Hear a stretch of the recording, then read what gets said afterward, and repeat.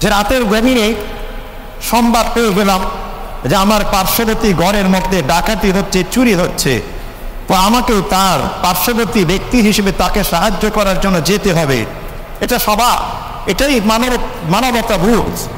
কিন্তু আমার পাশের সেই ঘরের ডাকাতকে দূর করতে গিয়ে, ওই ঘরের ভিতর থেকে ডাকাতকে তাড়াতে গিয়ে আমি যদি সেই ঘরের মালিকের কোনো একটি জিনিসও সাথে করে নিয়ে চলে আসলাম, তাহলে সেই ডাকাত আর চোরকে তাড়ালাম ঠিকই, কিন্তু আমার আর তার মধ্যে পার্থক্য কতটুকু থাকলো? আমার আর তার মধ্যে পার্থক্য কতটুকু থাকলো? যে আমার পার্শ্ববর্তী দোকানে লুট হচ্ছে, আমার প্রতিবেশী হিসেবে তাকে সাহায্য করা আমার খুব প্রয়োজন।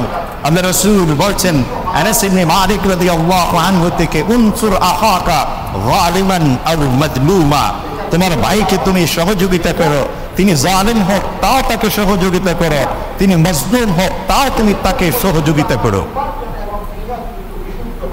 সাহাবায়ে কেরাম জিজ্ঞাসা করছেন, ক্বালু ইয়া রাসূলুল্লাহ হাদা মজলুমান নানসুর, যে ব্যক্তি মজলুম তাকে তো আমি সহযোগিতা করব, তার পাশে দাঁড়াবো, এটা ঠিক আছে, এটা বুঝে আসে। ফাকাইফা নানসুরহু যালিমান, যে ব্যক্তি জালেম তাকে কিভাবে আমি সাহায্য করব? রাসূল করিম সাল্লাল্লাহু আলাইহি ওয়াসাল্লাম বলছেন, তাফরুদু ফালাদাই, তার দুটো হাতকে তুমি ধরে রাখো, অর্থাৎ তাকে জুলুম থেকে নিবৃত্ত করো, তাকে জুলুম থেকে বিরত রাখো।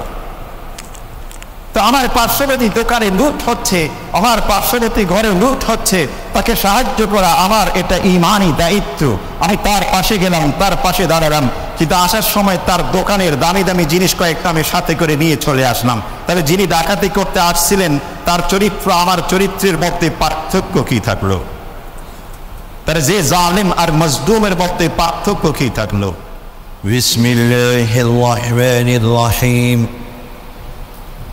ثم جعلناك على شريعة من الأمر فاتبعها ولا تتبع أهواء الذين لا يعلمون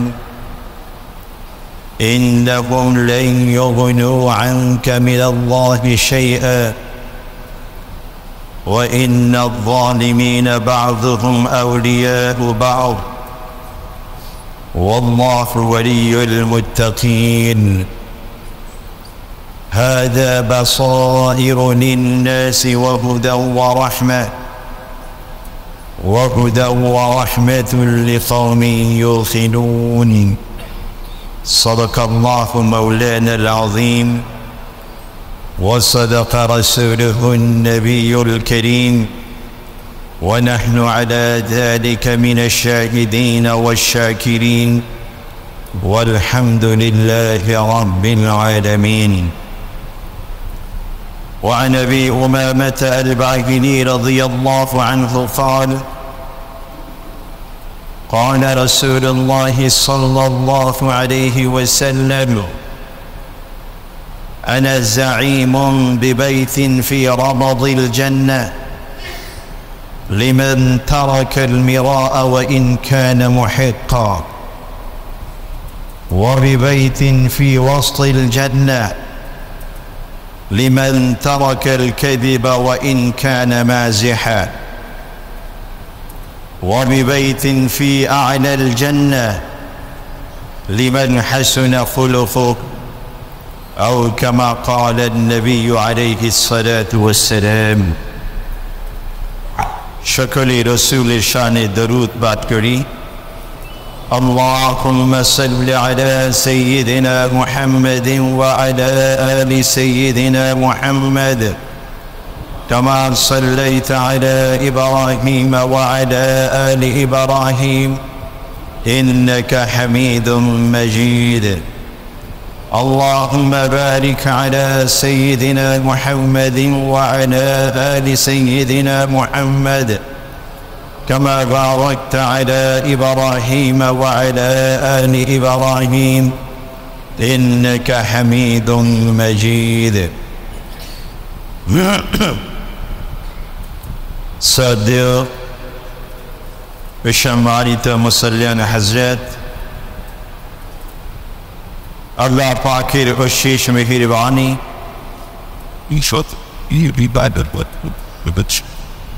সাপ্তাহিক ঈদ এবং পবিত্রতম দিন ইয়ৌমুল জুমার এই গুরুত্বপূর্ণ সময়ে যথাসময়ে তার ঘরের মেহমান হিসেবে উপস্থিত হওয়ার মতো আমাদের সকলকে আল্লাহ পাক তৌফিক নসিব করেছেন। এই জন্যে শুকরিয়া জ্ঞাপন করি বলে আলহামদুলিল্লাহ। আল্লাহ রাব্বুল আলামিন এই পৃথিবীতে মানব জাতিকে সৃষ্টি করেছেন, অতঃপর এই পৃথিবী আবাদের উদ্দেশ্যে মানুষকে আশরাফুল মখলুকাত হিসেবে পাঠিয়েছেন। মানুষ প্রকৃতপক্ষে দুই প্রকৃতির হয়ে থাকে। এক ধরনের মানুষ যারা তার দৈহিক এবং শারীরিক যাবতীয় চাহিদাগুলোর পিছনে ছুটে এবং দৈহিক ভিত্তিক নিজের জীবনকে পরিচালনা করে, যে আমার শরীর এবং দেহ কি চায় ওই দেহের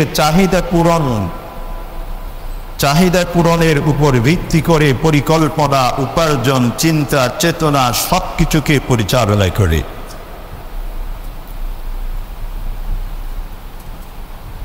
তাদের অন্তর জগৎ, অভ্যন্তরীণ বিষয়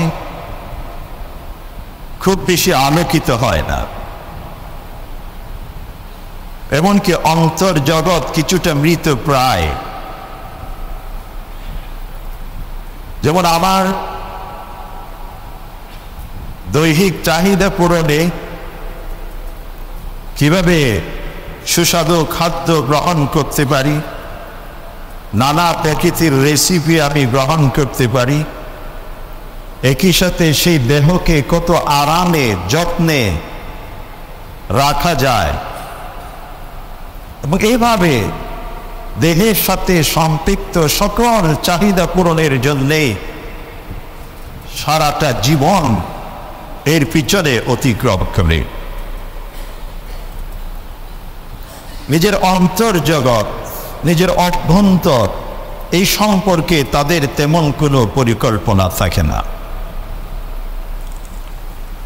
আর যারা এর পিছনে ছুটে তাদের বিশ্বাস এবং তাদের আকীদা, বিলিফ, ডক্ট্রিনের মধ্যেও কিছুটা সীমাবদ্ধতা এসে যায়।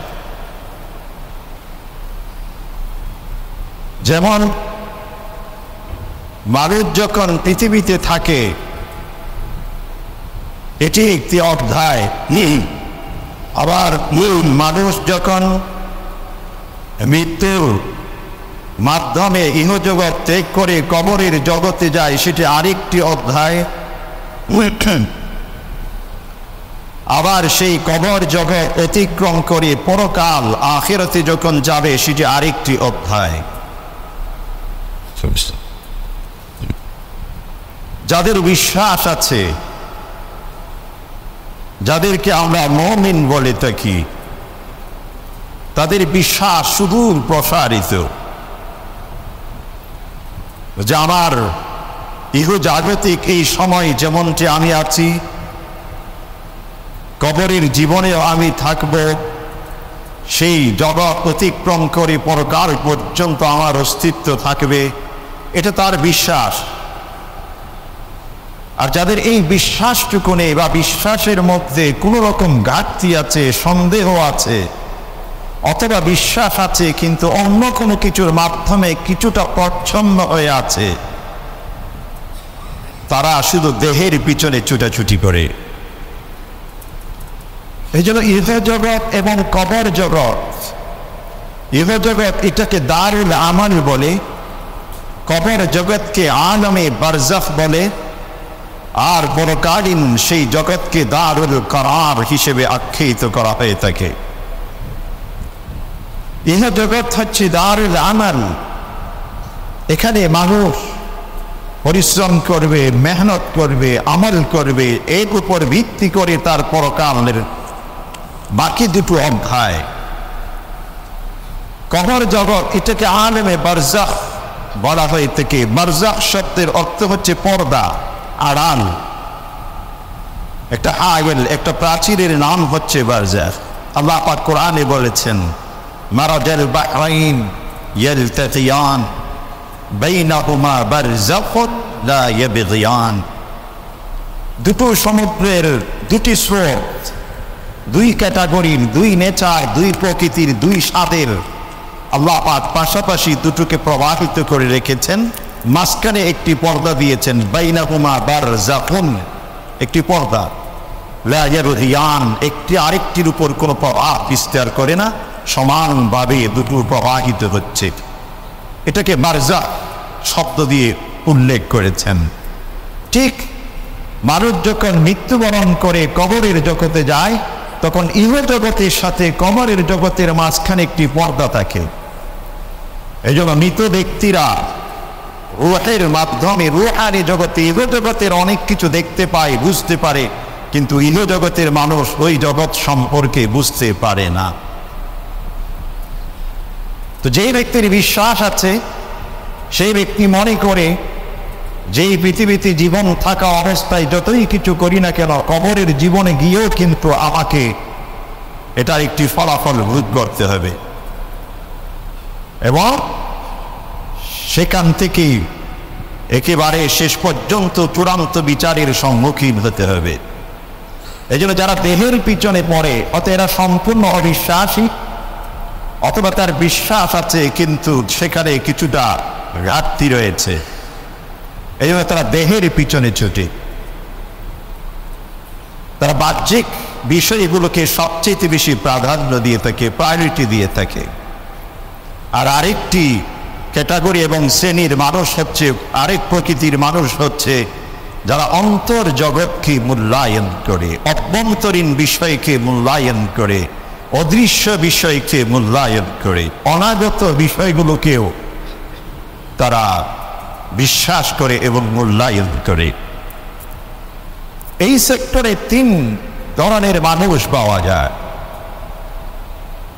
এক ধরনের মানুষকে আমরা মুসলিম বলি, আরেক ধরনের মানুষকে মুমিন বলি, আরেক ধরনের মানুষকে মুহসিন বলা হয়ে থাকে কোরআনের পরিভাষায়। মুসলিম এবং মুমিন এবং মুহসিন তিন ক্যাটাগরির মুসলমান, বিশ্বাসী মুমিন রয়েছেন।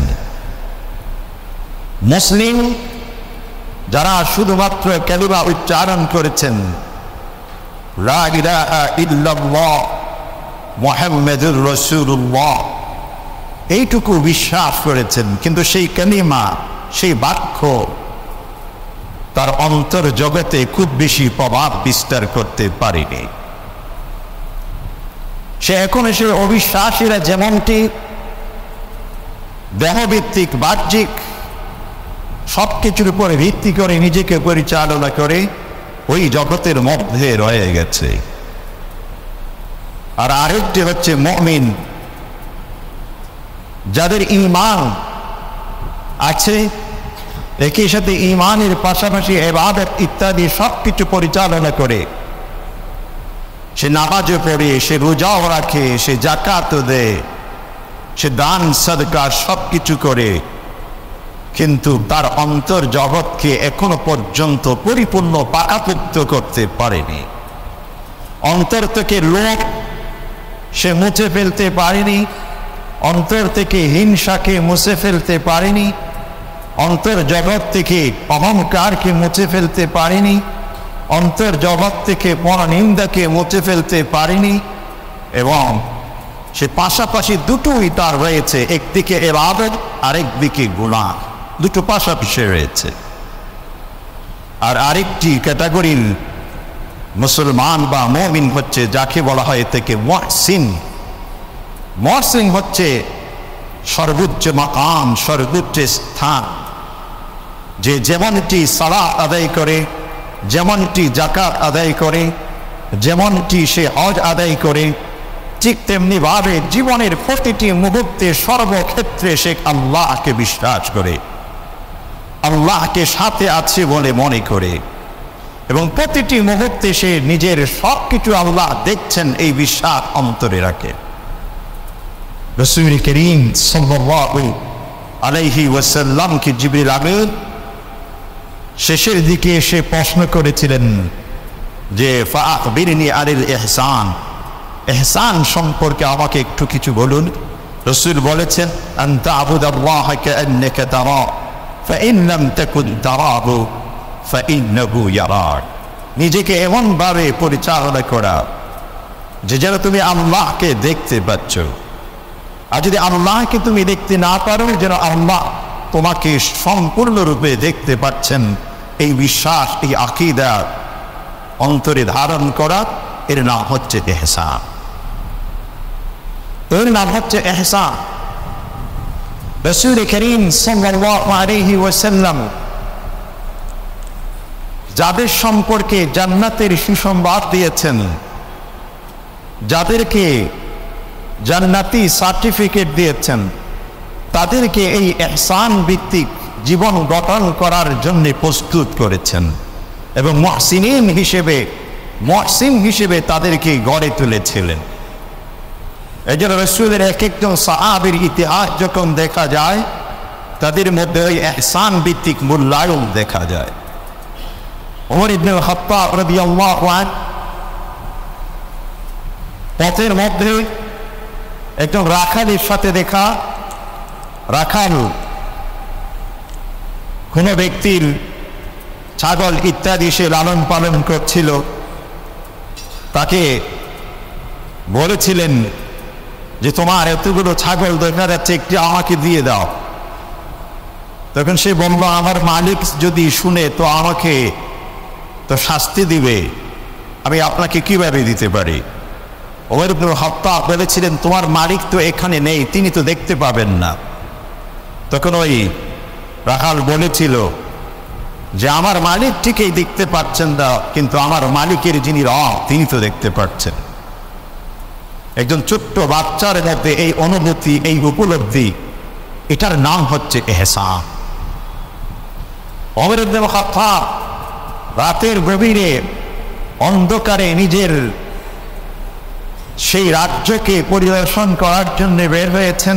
প্রসিদ্ধতম ঘটনা যে কোনো একটি বাড়ির পাশে যখন তিনি দাঁড়িয়েছেন, ঘরের ভিতর থেকে আওয়াজ শুনছেন, বৃদ্ধ মা নিজের মেয়েকে বলছেন যে আজকে তুমি দুধ কি পরিমাণ পেয়েছো? বলছে অন্য দিনের চেয়ে একটু কম। বলছে সমস্যা নাই, তুমি সেখানে কিছু পানি মিশিয়ে দাও। তখন মেয়ে বলছিল যে ওমর তো বলেছেন যে ব্যক্তি পানি মিশিয়ে দিবে সে কঠিন শাস্তি দিবে। তখন বৃদ্ধ মা বলছিলেন যে ওমর তো এখানে নেই, সে তো আর দেখতে পাচ্ছে না, আমাদের ঘরের মধ্যে তো আর তার চোখ নেই, অতএব তোমার ভয় পাওয়ার কিছু নেই।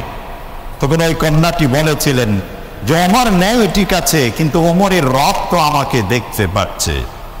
এটার নাম হচ্ছে ইহসান, যে আমার প্রতিটি সেক্টরে সকল ক্ষেত্রে আল্লাহ আমাকে দেখতে পাচ্ছেন।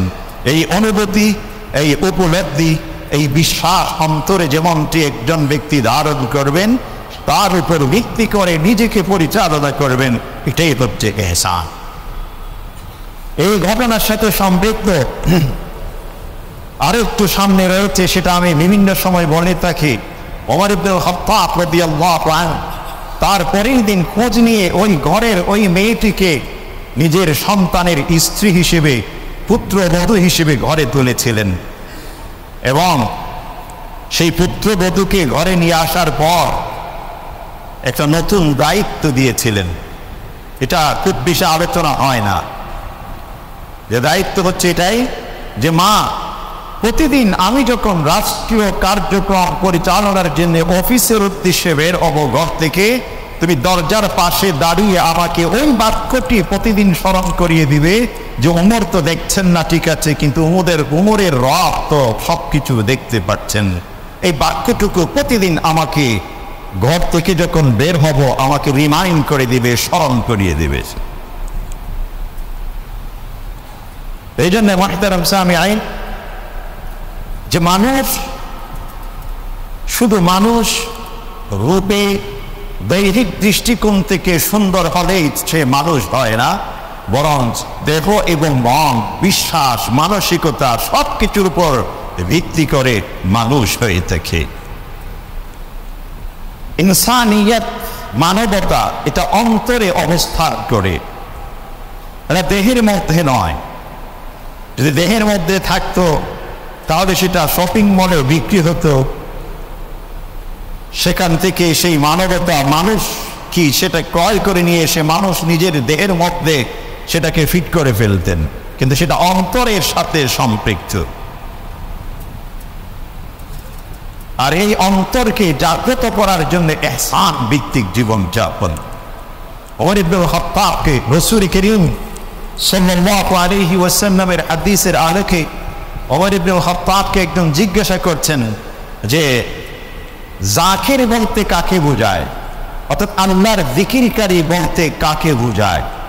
ওমর ইবনে খাত্তাব বলেছিলেন যে আল্লাহ, আল্লাহ নাম মুখে উচ্চারণ, সুবহানাল্লাহ, আলহামদুলিল্লাহ, আল্লাহু আকবার মুখে উচ্চারণ, একে প্রকৃত জাকির বলা হয় না।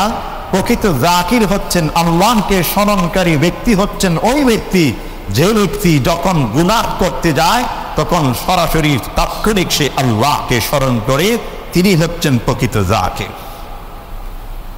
এজন্য মসজিদের কর্নারে বসে, ঘরের কর্নারে বসে, আরামের বিছানায় বসে আল্লাহু আকবার, লা ইলাহা ইল্লাল্লাহ এটা বলা সহজ, কিন্তু নিজের চোখের সামনে যখন অনেক পৃথিবীর চাকচিক্যময় কোনো কিছু আসবে, ঠিক সেই সময় আল্লাহকে স্মরণ করা, লা ইলাহা ইল্লাল্লাহ মুখে উচ্চারণ করা, আল্লাহু আকবার অনুভূতি মনের মধ্যে ধারণ করা, সুবহানাল্লাহ নিজের অন্তরে ধারণ করা, ইনি হচ্ছেন প্রকৃত জাকির। আর যখন মানুষের এই যে দুটো ক্যাটাগরি, দুই প্রকৃতির মানুষ, এক প্রকৃতির যারা দেহভিত্তিক সবকিছু পরিচালনা করে, আরেক প্রকৃতি যারা অভ্যন্তরীণ বিষয়গুলোকে মূল্যায়ন করে, যারা দুটোকে সমন্বিত করে করতে পেরেছেন, এরাই হচ্ছে মুআতাদিল। আর এই উপরে ভিত্তি করে যারা জীবন যাপন করে, এটাই হচ্ছে সিরাতে মুস্তাকিম। আর এই সম্পর্কে আল্লাহ পাক বলছেন, সুম্মা জাআলনাকা আলা শরীআতিন মিনাল আমর, আমার প্রিয় হাবিব, তোমাকে আমি সুন্দর একটি রীতিনীতি দিয়েছি, সুন্দর কিছু বিধিবিধান দিয়েছি, সুন্দর কিছু নিয়ম কানুন দিয়েছি, ফাত্তাবিহা, তুমি সেগুলোকে অনুসরণ করো।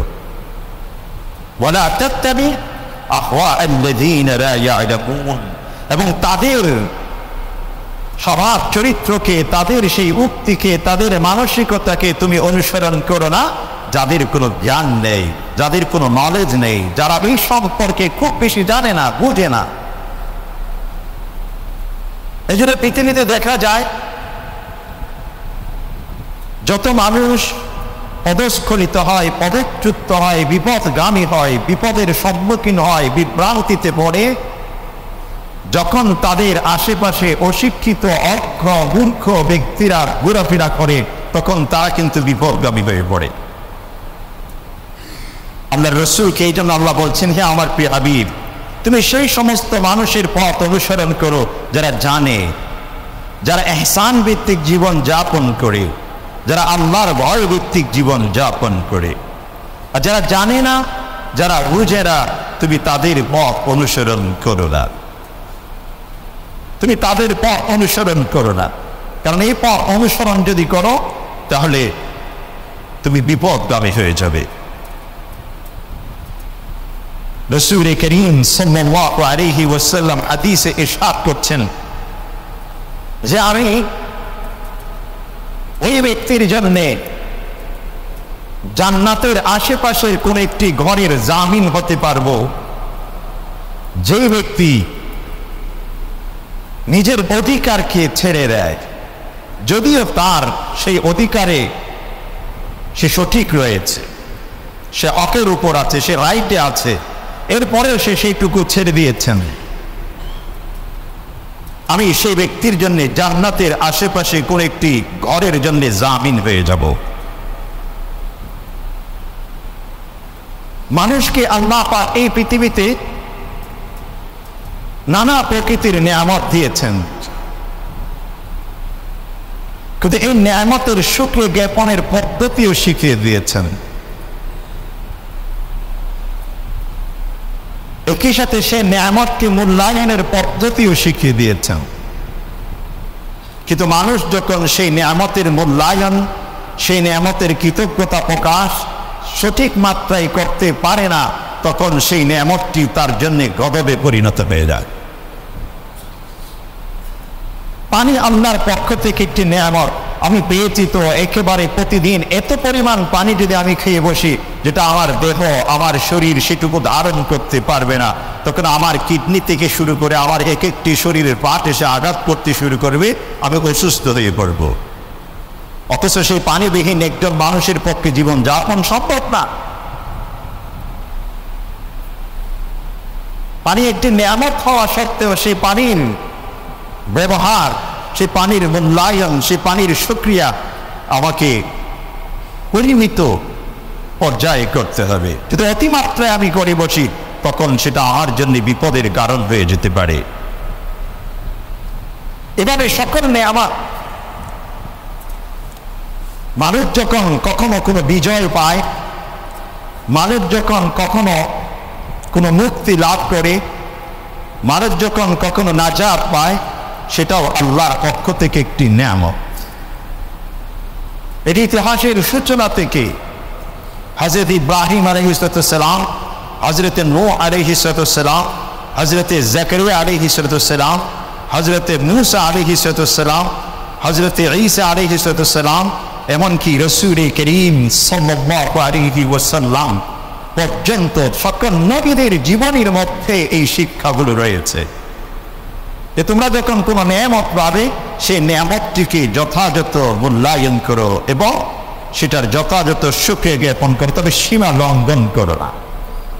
যদি সীমা লঙ্ঘন করো তাহলে বিপদগামী হয়ে পড়বে,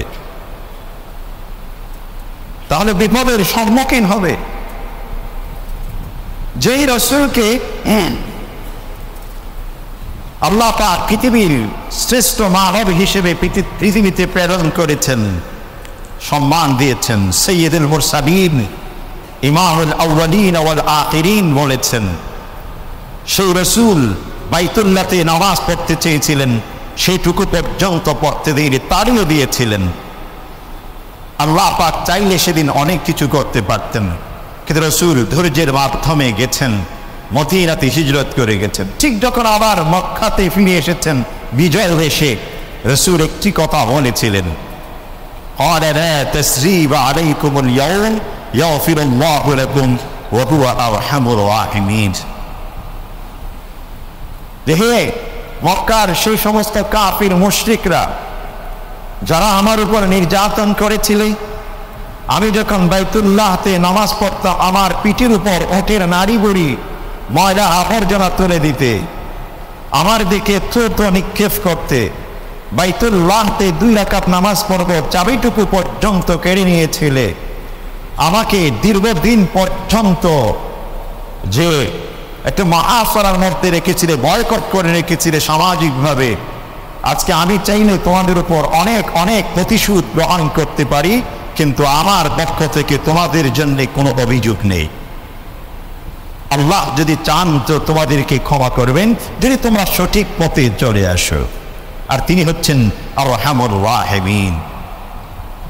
রাসূল সেদিন চাইলে অনেক কিছুই করতে পারতেন, অধিকার ছিল, অনুমতি ছিল, সব কিছু ছিল, রাইট ছিল, কিন্তু রাসূল সেটুকুকে ছেড়ে দিয়েছেন। আর এই জন্যই তিনি রাহমাতুল লিল আলামিন, আর এই জন্যও তিনি সর্বোত্তম চরিত্রের অধিকারী। তার ওই যে বিজয়টিকে পেয়েছেন সেটাকে যথাযথ মূল্যায়ন করেছেন, শুকরিয়া জ্ঞাপনের পদ্ধতি ব্যতিক্রম ভাবে উদযাপন করেছেন। আর এই জন্যেই যারা তার উপর জালেম ছিলেন তারা রাসূলের সামনে এসে মাথা নত করেছে, ইসলাম গ্রহণ করতে বাধ্য হয়ে পড়েছিলেন। বাধ্য হয়েছিলেন অস্ত্রের মুখে নয়, জোড়ামের মুখে নয়, তাড়নার মুখে নয়, বরং আবেগ আপ্লুত হয়ে এবং মানসিক শিক্ষা গ্রহণ করে, মানবতার শিক্ষা পেয়ে, মানবতাবোধের সর্বোচ্চ শিক্ষাটুকু পেয়ে তারা বাধ্য হয়েছিলেন ইসলামের ছায়াতলে আশ্রয় গ্রহণ করতে। কেননা রাসূলের আদর্শ ছিলেন এটাই যে আমি যদি তাদের মতো জুলুম করি, তারা যেমনটি করেছিলেন, তাহলে আমি রাসূল, আমি ভালো মানুষ, আর সে মন্দ, দুইয়ের মধ্যে পার্থক্য কোথায় থাকলো? সে আমার উপর জুলুম করেছিলেন, সেটা আমি বুঝতে পেরেছি, তখন সে বুঝতে পারেনি। আজকে যদি আমি তার উপর অবুঝ হয়ে, নির্বোধ হয়ে, বোকার মতো জুলুম করতে থাকি, তাহলে 2 দিন পর সে তো আবার আমার উপর জুলুম করতে পারে, আবার 3 দিন পর আমি, আবার 4th দিন সে আমার উপর। এভাবে জুলুমের একটি ধারাবাহিকতা চলবে ঠিকই, শান্ত এবং প্রশান্তির একটা সীমারেখা আমরা খুঁজে পাবো না। একই সাথে রাসূল করিম সাল্লাল্লাহু আলাইহি ওয়াসাল্লাম যে বলেছেন, লা তাসরিবা আলাইকুমুল ইয়াউম, আজকের এই দিনে তোমাদের বিপক্ষে, তোমাদের বিরুদ্ধে আমার কোনো অভিযোগ নেই। এই কথাগুলোকেও আরো একটি সুন্দরভাবে বলেছেন, রেফারেন্স দিয়ে বলেছেন। রেফারেন্স কি বলেছেন? যে আকুলু লাকুম কামা ক্বালা ইউসুফ লিইখওয়াতি, যে আল ইয়াউম আকুলু লাকুম কামা ক্বালা ইউসুফ লিইখওয়াতি, লা তাসরিবা আলাইকুমুল ইয়াউম ইয়াগফিরুল্লাহু লাকুম ওয়া হুয়া আরহামুর রাহিমিন। রাসূল নিজের থেকে বাক্য বলতে পারতেন, নিজের বক্তব্য হিসেবে সেটাকে তুলে দিতে পারতেন, নিজের উক্তি হিসেবে, নিজের ডায়লগ হিসেবে, নিজের খুতবা ভাষণ হিসেবে সকলের সামনে বলতে পারতেন। কিন্তু রাসূল করিম সাল্লাল্লাহু আলাইহি ওয়াসাল্লাম এই সুন্দর চরিত্রের কথাটুকু অতীতের আরেকজন ভাইয়ের দিকে রেফার করেছেন, হযরত ইউসুফ আলাইহিস সালামের দিকে। এখানে একটি শিক্ষা আছে যে ইউসুফ আলাইহিস সালাম মেরে ফেলতে চেয়েছিল, হত্যা করতে চেয়েছিল, শেষ পর্যন্ত গর্তের মধ্যে নিক্ষেপ করেছিল। সেখান থেকে ছড়াই উতরাই উঠতে জুলুম, নির্যাতন এবং অসহায়ত্বের এক একটি যে সীমা অতিক্রম করে আল্লাহ পাক রাজ সিংহাসনে তাকে বসিয়েছেন। ঠিক সেই সময় ক্ষমতা ছিল, পাওয়ার ছিল, সব কিছু ছিল। ভাইদের সাথে যখন সাক্ষাৎ, ভাইরা তখন বলতেছিল, লাকাদ আতারাকাল্লাহু, আল্লাহ পাক তোমাকে কি দিয়েছেন? যে অগ্রসর, তোমার উপর আল্লাহ পাক সহায়ক হয়েছেন। ওয়া ইন কুন্না লাখাতিঈন, আমরা কিন্তু গুনাহগার ছিলাম, আমরা অপরাধী, আমাদের তুমি যেমন শাস্তি মন চাই তুমি দিতে পারো। কাঁদতে ছিল। আর ঠিক সেই সময় ইউসুফ আলাইহিস সালাম বলছিলেন, লা তাসরিবা আলাইকুমুল ইয়াউম, আজকের এই দিনে ভাই তোমাদের বিপক্ষে আমার কোনো অভিযোগ নেই। ইয়াগফিরুল্লাহু লাকুম, তোমরা আল্লাহর কাছে ইস্তিগফার করো, ওয়া হুয়া আরহামুর রাহিমিন, তিনি অবশ্যই ক্ষমা করে দিবেন। আর সেদিন ইউসুফ আলাইহিস সালাম যদি নিজের অতীতের সব কিছুকে কড়ায় গন্ডায় হিসাব করে আদায় করতে চাইতেন, যে আমাকে যেমন নির্বাসনে দিয়েছিলে, আমাকে যেমন গর্তে কূপে নিক্ষেপ করেছিলে, আজকে নীল নদে তোমাদেরকে নিক্ষেপ করে আসবো, আমাকে যেমন এই করেছিলে আজকে তোমাদের এই করব, তাহলে সেটা একজন নবীন স্বাদ নয়, সেটা একজন ভালো মানুষের স্বাদ নয়, সেটা একজন যে মানবতাকে যারা লালন করে তাদের সেটা স্বভাব হয় না। এজন্য ইউসুফ আলাইহিস সালাম সেদিন ছেড়ে দিয়েছেন।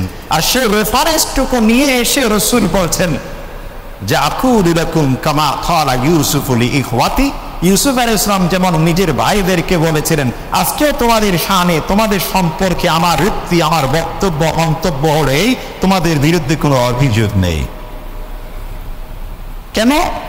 মানুষ যখন প্রতিশোধ পরায়ণ হয় তখন অবশ্যই সীমা লঙ্ঘন হয়ে যায়, অবশ্যই সীমা লঙ্ঘন হয়ে যায়। আর যেটুকু সীমা লঙ্ঘন হয়েছে সেটা কিন্তু যার উপর আমি প্রতিশোধ নিচ্ছি তিনি কিন্তু স্মরণ রাখবে। আর 2 দিন পর সে আবার সীমা লঙ্ঘন করবে, 3 দিন পর আমি আবার সীমা লঙ্ঘন করব, এভাবে কিন্তু ধারাবাহিক চলতে থাকবে। এটার ইতি হবে না, এটার একটা সমাপ্তি হবে না। আর মানবতা বুদ্ধি, উপলব্ধি দিয়ে, আবেগ দিয়ে, ইহসান ভিত্তিক সেই অনুমতি দিয়ে আমাকে সেটার সমাপ্তি ঘটাতে হবে। তখনই আমি মানুষ, তখনই আমি একজন প্রকৃতপক্ষে উত্তম চরিত্রের অধিকারী। রাসূল করিম সাল্লাল্লাহু আলাইহি ওয়াসাল্লাম বলছেন, আনা যাঈমুন বিবাইতিন ফি রাদিল জান্নাহ, জান্নাতের পাশে একটি ঘরের জন্য আমি সার্টিফিকেট দিতে পারি, আমি জামিন হতে পারি সেই ব্যক্তির জন্য যিনি নিজের অধিকারটুকু ছেড়ে দেয়, যদিও সেই ব্যক্তি নিজের অধিকারের সম্পর্কে তিনি হকের উপর আছেন, রাইট আছেন, তিনি সত্যের উপর আছেন, কিন্তু তিনি এটার সমাপ্তির জন্য সেইটুকু ছেড়ে দিয়েছেন। এরপর বলছেন ওয়াবিবাইতিন ফি ওয়াসাতিল জান্নাহ, ঠিক জান্নাতের একেবারে মাঝামাঝিতে ঘরের জামিন আমি হয়ে যাচ্ছি ওই ব্যক্তির জন্য, লিমা তাওয়াক্কাল কাযিবা ওয়া ইন কানা মাযিহান, যে হাস্য রস হিসেবেও যে ব্যক্তি কখনো মিথ্যা উচ্চারণ করে না, মিথ্যাকে ছেড়ে দেয়, সেই ব্যক্তির জন্য আমি জান্নাতের মধ্যবর্তী একটি ঘরের জামিন পেয়ে যাচ্ছি।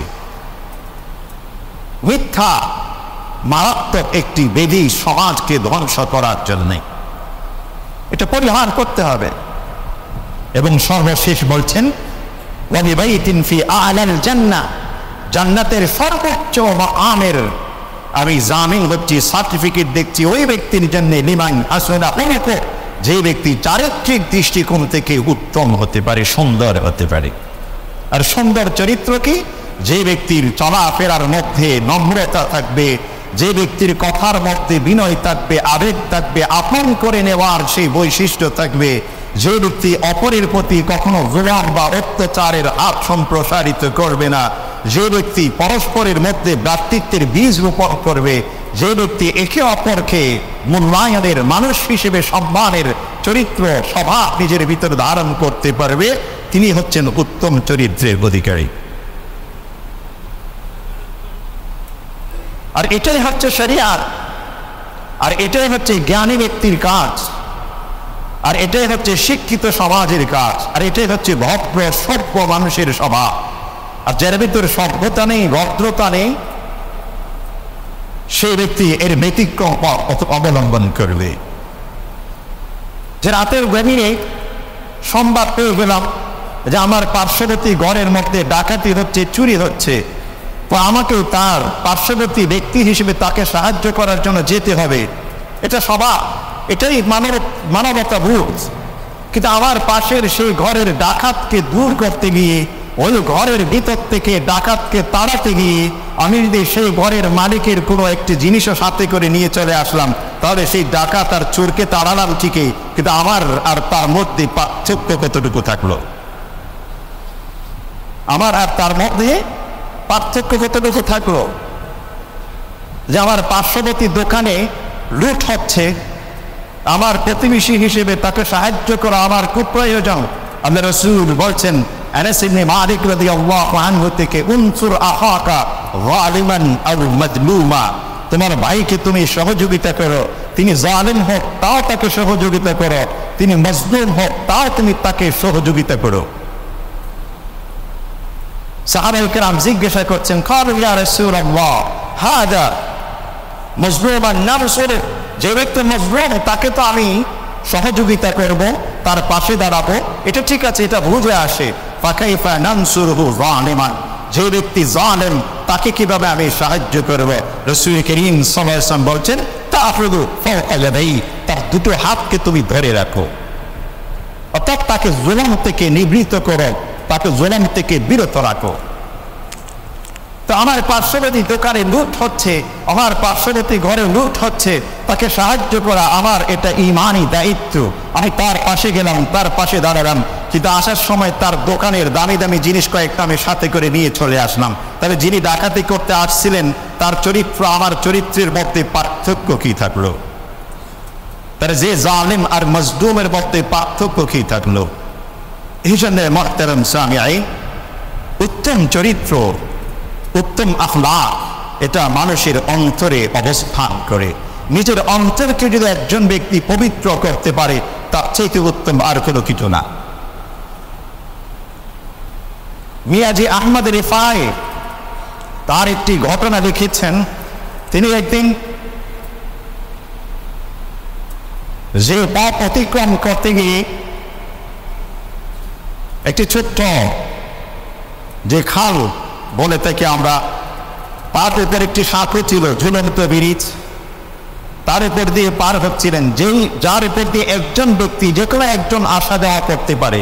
দুইজন পাশাপাশি বা ওদিক থেকে যদি একজন আসে ওদিক থেকে একজন আসে, সেভাবে ক্রস করাও কঠিন। তো তিনি ওই পাশ থেকে উঠেছেন, আর ওই পাশ থেকে দেখলেন একটা কুকুর উঠেছে। একদিকে মানুষ, আরেক দিকে কুকুর। তো তিনি অগ্রসর হচ্ছিলেন, আর কুকুরও কিন্তু সামনের দিকে অগ্রসর হচ্ছিল। তখন তিনি মনে মনে বললেন, কোনো লেখক বলেছেন যে তিনি ওই কুকুরের ভাষ্য শুনতে পেরেছেন। হতেও পারে আল্লাহ পাক পৃথিবীতে বিশেষ মুহূর্তে কোনো প্রাণীর মুখ দিয়ে মানুষের ভাষাও কিন্তু জারি করে দিতে পারে। তো তিনি কুকুরের সাথে কথোপকথনের মধ্যে কুকুর বলছেন, আপনি আগে নামেন, আমি যাব, তারপরে আপনি আসবেন। তখন উনি বললেন যে আমার তো নামাজ পড়াতে হবে, এই জন্য আমি যদি দিয়ে যাই অপবিত্র হয়ে যাব। তোমার তো নামাজ নাই, ইবাদত নেই, তুমি তো শরীয়তের পক্ষ থেকে নির্দেশিত নও, অতএব তোমার শরীর যদি নাপাক লাগে তাতে কোনো সমস্যা নাই, তুমি নিজ দিয়ে আসতে পারবা, আমার তো নিজ দিয়ে চলাফেরা করা সম্ভব নয়, আমাকে আগে যেতে হবে। তখন কুকুর বলছিলেন, আপনি নিচের যে ময়লা আবর্জনা দেখছেন এটা দেহের মধ্যে লাগবে, কিন্তু আপনার অন্তরে যে ময়লাটুকু দেখা যাচ্ছে এটা পরিষ্কার করা অনেক বেশি প্রয়োজন। অন্তরের মধ্যে যদি অহংকার থাকে, অন্তরের মধ্যে যদি লোভ থাকে, অন্তরের মধ্যে যদি ক্ষমতা প্রয়োগের যে লুপ এবং নিকৃষ্ট মানসিকতা থাকে, অন্তরের মধ্যে যদি অপরকে নির্যাতনের মানসিকতা থাকে, সেই অন্তরকে পরিষ্কার করা অত্যন্ত কঠিন। মাহতারাম সামিঈন, দেহকে পরিষ্কার করা প্রয়োজন, অন্তরকে পরিষ্কার করা প্রয়োজন। আমরা গোসল করি, দেহের মধ্যে ময়লা লেগেছে সেটা পরিষ্কার করার জন্য, কিন্তু আমি দেহের ময়লাটুকু ভালো করে চিহ্নিত করতে যদি না পারি, পুকুরের পানি পাল্টাবো, আজকে এই পুকুরে গোসল করবো, তো কালকে ওই পুকুরে গোসল করবো, তো পরশু ওই পুকুরে গোসল করবো, কিন্তু দেহ থেকে ময়লা কিন্তু যাবে না। খুবই সূক্ষ্মভাবে বিষয়টা বোঝা দরকার যে আমার পানি পরিবর্তন করলে হবে না।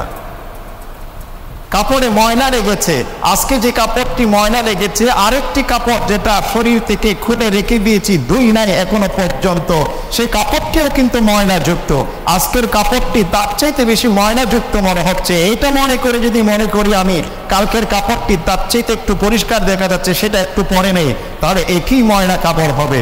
যতক্ষণ পর্যন্ত সেই কাপড়কে ধুয়ে মুছে পরিষ্কার করে আমি দেহের মধ্যে পরিধান করব না, ততক্ষণ পর্যন্ত পরিপূর্ণ পবিত্র হতে পারবো না। এজন্য ময়লা কাপড় যতই পরিবর্তন করি না কেন, আমার পক্ষে পবিত্র হওয়া, পরিচ্ছন্ন হওয়া কখনো সম্ভব নয়। পানি যতই পরিবর্তন করি না কেন, আমার অন্তরের ভিতরটুকুকে পরিবর্তন করতে হবে। মাহতারাম সামিঈন, আল্লাহর রাসূল, আল্লাহ পাক রাসূলকে এই জন্য বলছেন, আমার প্রিয় হাবিব, তোমাকে আমি একটি সুন্দর শরীয়ত দিয়েছি, ফাত্তাবিহা, তুমি সেটার অনুসরণ করো। ওয়ালা তাত্তাবি আহওয়াআল্লাযীনা লা ইয়ালামুন, যারা মূর্খ, যারা অজ্ঞ, যারা এখনো পর্যন্ত অন্তরকে পরিষ্কার পরিচ্ছন্ন করতে পারেনি, তাদের অনুসরণ তুমি করো না। ইন্নাহুম লা ইউগনিউ আনকা মিনাল্লাহি শাইআ, তারা তোমার জন্য তোমার কোনো ক্ষতি করতে পারবে না যদি তুমি আল্লাহর পথে অটল থাকো। ওয়া ইন্নাল যালিমিনা বা'দুহুম আউলিয়াউ বা'দ, মনে রাখতে হবে জালেম যারা, তারা কিন্তু একে অপরের ভাই। হয়তো কেউ রূপ ধারণ করতে পারে, নাম পরিবর্তন করতে পারে, শেকেল পরিবর্তন করতে পারে, শেখ পরিবর্তন করতে পারে, কিন্তু জালেম সে জালেমই হয় সর্বাবস্থায়, যেই নামেরই হোক না কেন, যে আকারের হোক না কেন। ওয়াইন্নাল যালিমিনা বা'দুহুম আউলিয়াউ বা'দ ওয়াল্লাহু ওয়ালিয়ুল মুত্তাকিন, আর আল্লাহ একমাত্র মুত্তাকিনদের বন্ধু হতে পারেন, সহায় হতে পারেন। এজন্য নিজের অন্তরে যতক্ষণ পর্যন্ত আমি তাকওয়া ভিত্তিক সবকিছু পরিচালনা করতে পারবো না, ততক্ষণ পর্যন্ত শান্তি মুক্তি এটা কঠিনকালেও সম্ভব নয়। এরপর আল্লাহ বলছেন, হাযা বাসাইরুল লিন্নাস, এই কোরআন, এই শরীয়ত, এই বিধান আল্লাহ আমার পক্ষ থেকে মানব জাতির জন্য একটি আলোকবর্তিকা, দিক নির্দেশিকা। আর যারা একনিষ্ঠতার সাথে বিশ্বাস করে, যাদের বিলিভ করে, তাদের জন্য এখানে হিদায়াত রয়েছে, তাদের জন্য এখানে আল্লাহর পক্ষ থেকে রহমত রয়েছে। মুহতারাম সামিঈন, এই জন্যই যতই কিছু হোক না কেন, আমাদের প্রকৃত মানুষ হতে হবে। আর প্রকৃত মানুষ হতে হলে ঈমানের ছায়া তলে আসতে হবে। আর শুধুমাত্র ঈমানের ছায়া হলে হবে না, ঈমানকে ইহসান ভিত্তিক আদর্শের আলোকে সাজাতে হবে। ঠিক তখনই একজন মানুষের পক্ষে প্রকৃত মানুষ হওয়া সম্ভব।